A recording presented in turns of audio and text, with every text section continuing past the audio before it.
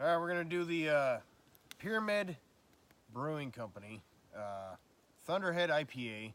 They're based out of Portland, Oregon, and Seattle, Washington. So 6.7% by alcohol by volume.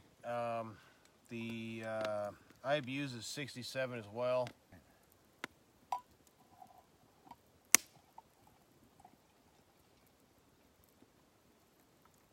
Light in color. Mm-hmm. Real light. Even with a lot in the mug, it's real light colored. Yeah.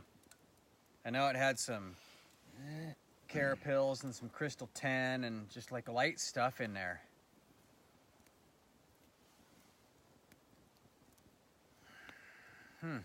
Not your typical hop profile up front, right? The hop nose is not real typical. It's got those nuggets in it though too, you know, and not a lot of people use those anymore. It's more of an easy smelling IPA. Yeah, I don't get a ton up front You don't get the pine at all. Well, they don't, yeah, they're not using the same shit everyone's using nowadays. This is Nugget and Simcoe.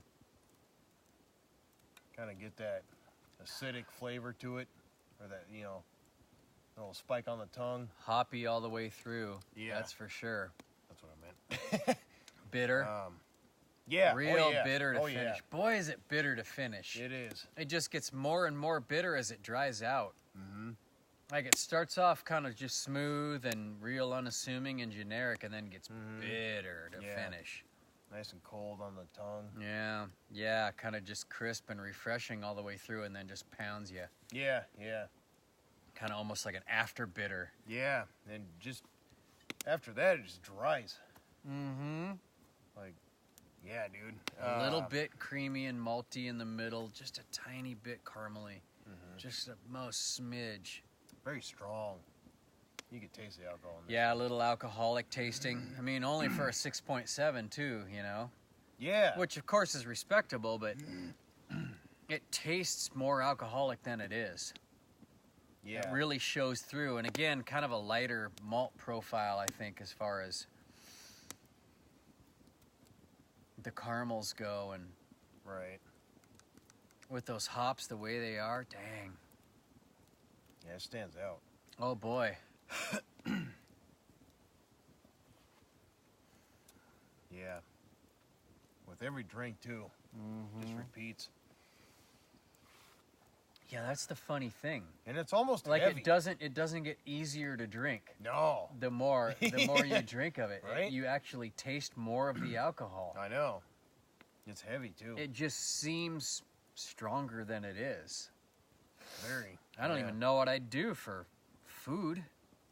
I'd do blackened chicken or something. Yeah.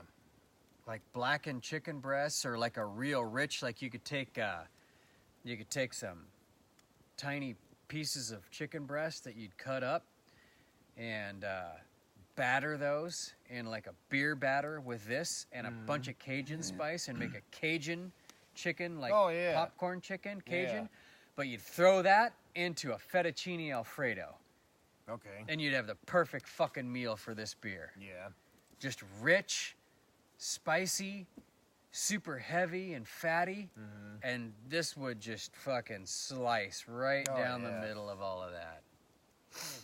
You know, unfortunately, it's like this is kind of somewhat of a heavy type of beer. Would work well with like more hearty meals. Like I'm thinking like wintertime, like a black bean chili kind of thing. Yeah, like a chili or like a clam chowder or something.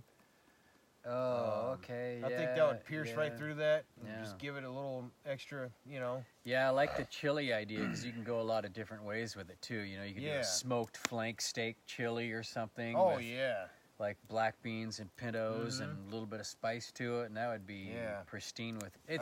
It's great. Boy, I find it super out of balance though. I mean, like an IPA traditionally would have been. Right. You know, like it's very, very hoppy, very bitter to finish, kind of dry. This would go with like a lot of good casseroles and shit too. Yeah. Heavy fucking. Yeah, great with pasta, baked, crispy pasta. Yeah. Oh yeah, lasagna and shit. Like a baked ziti, you know, with a spicy sausage. Yeah, absolutely.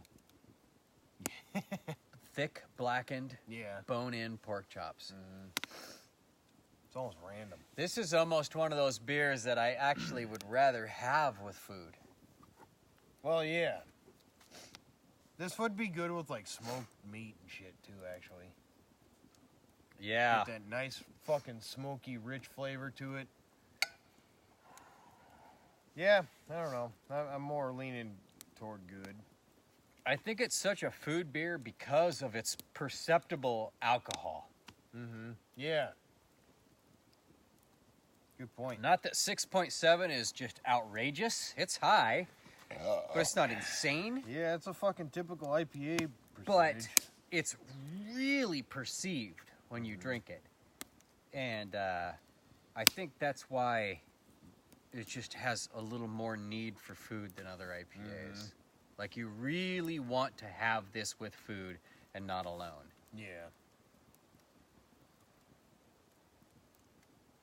Yeah, alone's kind of like, but when you picture food with it, it makes more sense. Absolutely.